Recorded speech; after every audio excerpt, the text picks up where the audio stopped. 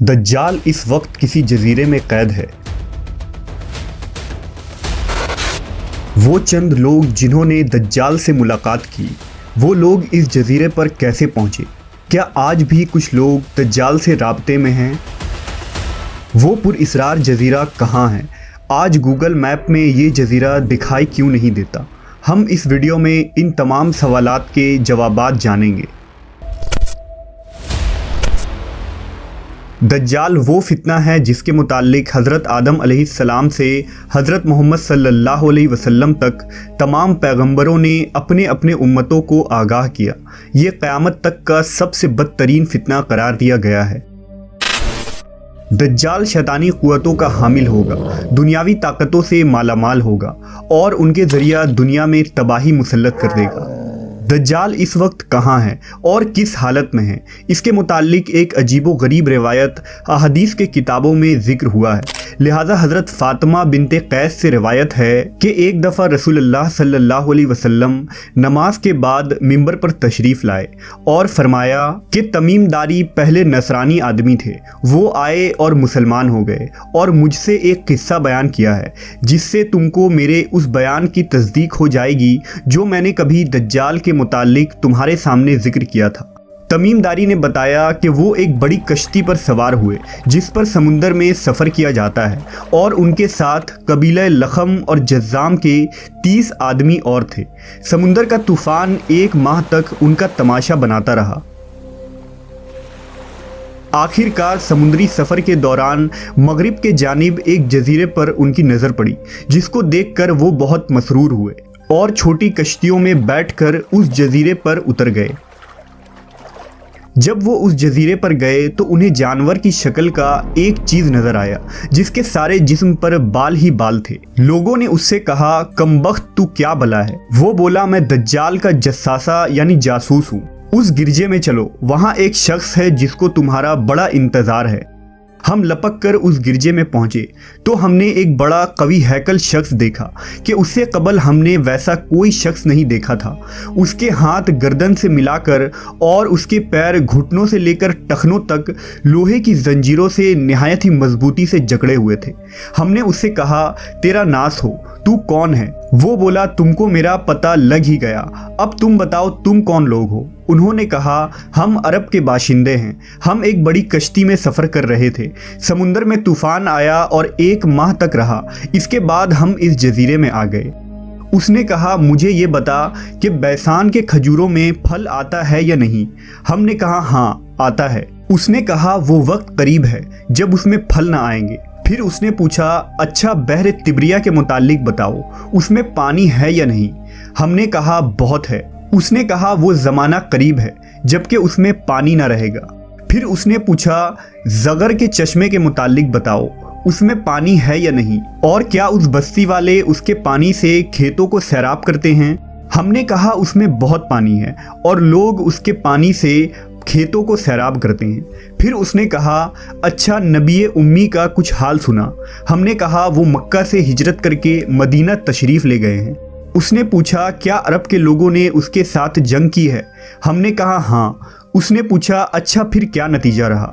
हमने बताया कि वो अपने गिरदो नवाह पर गालिब आ चुके हैं और लोग उनकी इताअत कबूल कर चुके हैं। उसने कहा, सुन लो कि अरबों के हक़ में यही बेहतर था कि वो उनकी इताअत कर लें। और अब मैं तुमको अपने मुताल्लिक बताता हूँ। मैं मसीह दज्जाल हूँ और वो वक्त करीब है जबकि मुझको यहाँ से बाहर निकलने की इजाज़त मिल जाएगी। मैं बाहर निकलकर तमाम ज़मीन पर घूमूंगा। 40 दिन के अंदर अंदर कोई बस्ती ऐसी न रहेगी जिसमें मैं दाखिल ना होऊंगा, सिवाय मक्का और मदीना के। उन दोनों मकामात में मेरा दाखिला ममनू है। नबी सल्लल्लाहु अलैहि वसल्लम ने अपना असा मुबारक मिंबर पर मार कर फरमाया, ये तैयबा है, ये तैयबा है। मैं तुमको यही बताया करता था। जान लो कि दज्जाल न शाम के समुंदर में है और ना ही यमन के समुंदर में, बल्कि वो मशरिक में है। और नबी सल्लल्लाहु अलैहि वसल्लम ने मशरिक की तरफ हाथ से इशारा फरमाया। حضرت تمیم داری اور ان کے ساتھیوں نے جس جزیرے پر دجال سے ملاقات کی تھی اس کا علم آج تک کسی کو نہیں ہو سکا، لیکن اس بارے میں بہت سارے دعوے کیے جاتے رہے ہیں کہ وہ پر اسرار جزیرہ کہاں ہے جہاں دجال زنجیروں میں جکڑا قید ہے۔ بعض لوگوں کا گمان ہے کہ بحر عرب میں موجود سقطرہ نامی جزیرہ ہی وہ جزیرہ ہے جہاں دجال قید ہے۔ یہ جزیرہ نہایت ہی عجیب و غریب مقام ہے۔ جزیرہ سقطرہ ملک یمن کا حصہ ہے اور ساحل سے 400 کلومیٹر کے فاصلے پر موجود ہے۔ اس جزیرے پر موجود چرند و پرند اور بہت سارے درخت باقی دنیا سے بہت مختلف ہیں۔ ڈریگن بلڈ ٹری نامی عجیب و غریب درخت بھی اسی جزیرے میں اگتا ہے، جس کے تنے سے سرخ رنگ کا عرق نکلتا ہے اور ایسا لگتا ہے جیسے اس درخت سے خون بہہ رہا ہو۔ اس کے علاوہ بھی اس جزیرے میں حیران کر دینے والے 700 اقسام کے درخت اور مخلوقات پائے جاتے ہیں۔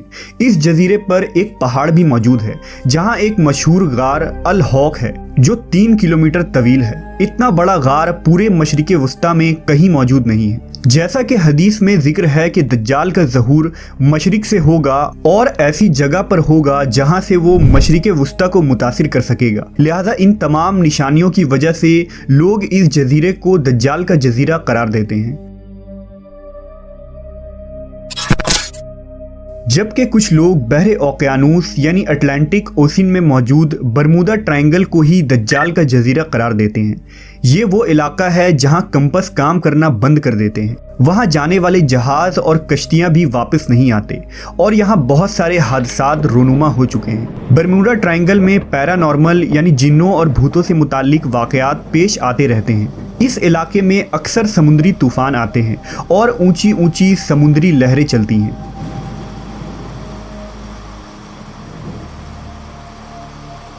برمودا دراصل کسی ایک جزیرے کا نام نہیں، یہ ایک تکون نما علاقہ ہے جس کے اندر 300 سے زیادہ غیر آباد اور سنسان جزیرے موجود ہیں جہاں آج تک انسانوں نے قدم نہیں رکھا ہے۔ اس برمودا ٹرائنگل پر کی گئی تحقیقاتی رپورٹ کو بھی آج تک شائع نہیں کی گئی ہے۔ یوں لگتا ہے کہ دنیا کے حکومتوں کو اس کی اجازت نہیں۔ مشہور مصری محقق داؤد عیسیٰ کے مطابق برمودا تکون کا ایک بڑا حصہ دجال کے زیر استعمال ہے۔ اس نے باقاعدہ وہاں قلعے نما محل بنا رکھے ہیں جو تکون کی شکل میں موجود ہے۔ تاریخ میں دجال کے جزیرے کے متعلق ایک مشہور دعویٰ عثمانی امیر البحر اور جغرافیہ داں پیری رئیس کا ہے، جس نے خلافت عثمانیہ کے دور میں دنیا کا ایک نقشہ تیار کیا تھا۔ اس نقشے کو اگر ہم دیکھیں تو اس میں ایک پر اسرار مقام کی نشاندہی کی گئی ہے جہاں اس نے ایک عجیب مخلوق کی تصویر بھی دکھائی ہے جو آدھا انسان اور آدھے جانور کی طرح نظر آتا ہے، جسے لوگوں نے دجال قرار دیا ہے۔ ترکی کے ایک مشہور مصنف قرسان برکان نے اپنی ایک کتاب میں لکھا ہے کہ دجال ایک جزیرے میں قید ہے جہاں سے وہ اپنے پیروکار یعنی امریکہ اور اسرائیل کو ہدایت دیتا ہے، اور امریکہ اور یہودیوں کی بحری جہازیں اس جزیرے تک جاتی ہیں جہاں وہ اس گرجے میں دجال سے ملاقات کرتے ہیں اور انہیں بتایا جاتا ہے کہ آگے کیا کرنا ہے، لیکن یہ معلومات اتنی خفیہ ہوتی ہے کہ آج تک کوئی بھی یہ نہیں جان پایا کہ یہ جزیرہ کہاں موجود ہے۔ برکان نے لکھا کہ وہ جزیرہ برمودا تکون میں ہی ہے کیونکہ برمودا ٹرائنگل میں ایک ایسا جزیرہ موجود ہے جہاں ایک بڑا گرجا پایا جاتا ہے اور جہاں کسی کو بھی جانے کی اجازت نہیں ہے، اور اگر کوئی وہاں داخل ہونا چاہے تو وہ وہاں سے واپس نہیں آ سکتا۔ یہ جزیرہ کوئی عام جزیرہ نہیں، یہی وجہ ہے کہ گوگل میپ میں اس جزیرے کی لوکیشن نہیں ملتی ہے۔ نیز کئی لوگوں نے یہ دیکھنے کا دعویٰ بھی کیا ہے کہ اس جزیرے میں امریکی بحری بیڑے داخل ہوتے ہیں۔ عیسیٰ داؤد نے اپنی کتاب میں لکھا ہے کہ دجال زمانہ قدیم سے بحر الکاہل کے ان غیر آباد اور ویران جزیروں میں رہتا تھا، اور حضور صلی اللہ علیہ وسلم کے وصال تک وہ بیڑیوں میں جکڑا ہوا تھا، مگر آپ صلی اللہ علیہ وسلم کے وفات کے بعد اس کی بیڑیاں ٹوٹ گئیں اور وہ آزاد ہو گیا، مگر اسے خروج کی اجازت نہیں، لہٰذا اب وہ برمودا ٹرائنگل کے قریب ویران جزیروں میں رہتا ہے اور وہاں سے اپنی دجالی قوتوں اور پیروکاروں کے ذریعہ خروج کی تیاریاں کر رہا ہے۔ یہ جزیرہ بنیادی طور پر دجال کا ہیڈ کوارٹر ہے۔ जहां से वो तमाम तदाबीर करता है और शर फैलाता है। अब उन जजीरों में दज्जाल का जजीरा कौन सा है, इसका सही इल्म सिर्फ अल्लाह तबारक व ताला को ही है, और अपने मुकर्ररा वक्त पर अल्लाह के हुक्म से दज्जाल उन जजीरों से निकलकर इंसानी आबादी की तरफ आ जाएगा, जो हमारे लिए एक आजमाइश और फितना साबित होगी, जिस फितने से बचने के लिए नबी आखिरुज़्ज़मा हज़रत मोहम्मद सल्लल्लाहु अलैहि वसल्लम ने हमें राह दिखाया है।